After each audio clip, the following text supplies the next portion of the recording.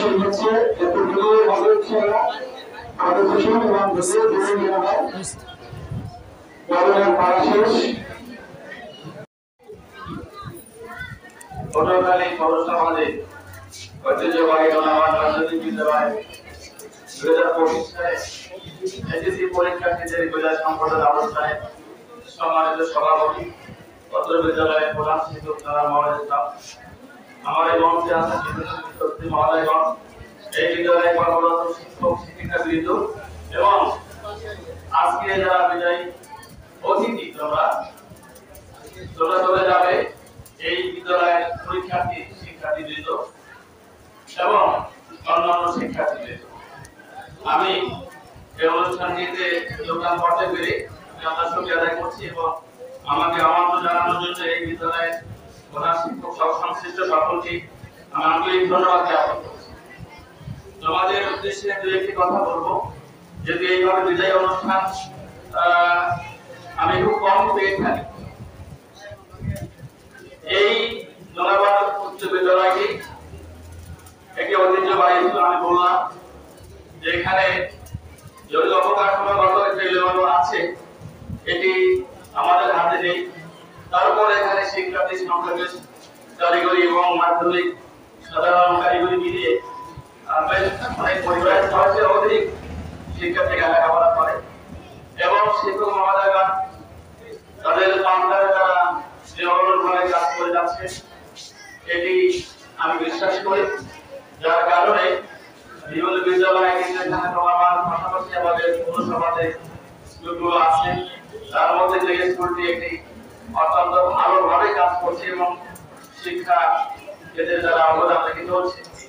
তোমরা যারা শিক্ষার্থী তোমাদেরকে আমি বলি যে দেখো এই দিনটি শেষ দিন, তোমার কোনোদিন এইভাবে আর অতিথির আসলে বসিয়ে ফুল দিয়ে তোমার চিন্তা বরণ করা হবে না, তবে হবে একদিন হতেও পারে যদি তুমি সেইভাবে তোমার নিজেকে করতে পারো, যদি তুমি সেই নিজেকে নিজের ভবিষ্যৎ নিজেকে অত্যন্ত যোগ্যতা সম্পন্ন হতে পারো, তাহলে একদিন এমন হতে পারে তুমি আমাদের এই দেশের সম্পদ, তুমি জাতীয় ভাবে যে করো কর্মকর্তা হতে পারবে, জাতির নেতৃত্বে থাকবে, লেখাপড়ার অত্যন্ত যোগ্যতম স্থানে পৌঁছতে পারবে, এমন দিন হতে পারে যে এখানেও তুমি আবার ওঠার অভিযোগে আসতে পারো।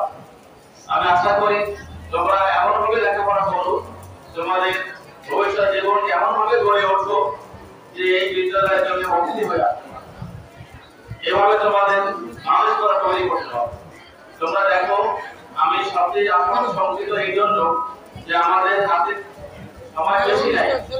তোমাদের পরীক্ষা প্রায় এপ্রিল মাসে হয়েছে, আগামী এপ্রিল মাস, আজকে কিন্তু ফেব্রুয়ারি প্রায় শেষ, মার্চের রমজান, রোজার মাস, তো সিয়াম সাধনার মাস, অনেকে রোজা থাকবে, তো এই বরকতের মাসে রোজা থাকবে। রোজা থাকলে ব্রেন কিন্তু ক্লিয়ার হয়, এটা তো মনে রাখবা শিক্ষার্থীরা, মুসলিম শিক্ষার্থীরা। অতএব যদিও শেষ বেলা থেকে ক্লান্তি আসে কিন্তু মেধা কিন্তু পরিষ্কার থাকে রোজায়, অতএব রোজাকেও ছাড়বে না।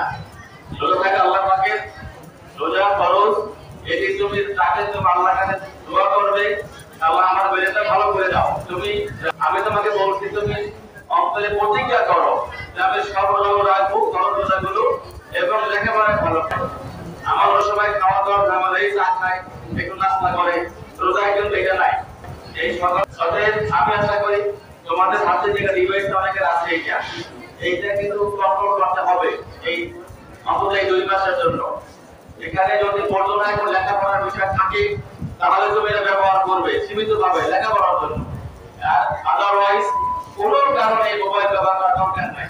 এই মোবাইলটাকে তুমি এখন একটু মানে জমা দাও আমার কাছে, এইটা জমা রাখো, তুমি মায়ের কাছে বলবা, মানে ঢুকলে আর বেরোতে তখন সময় গড়িয়ে যায়, আবার টিকা পাই না।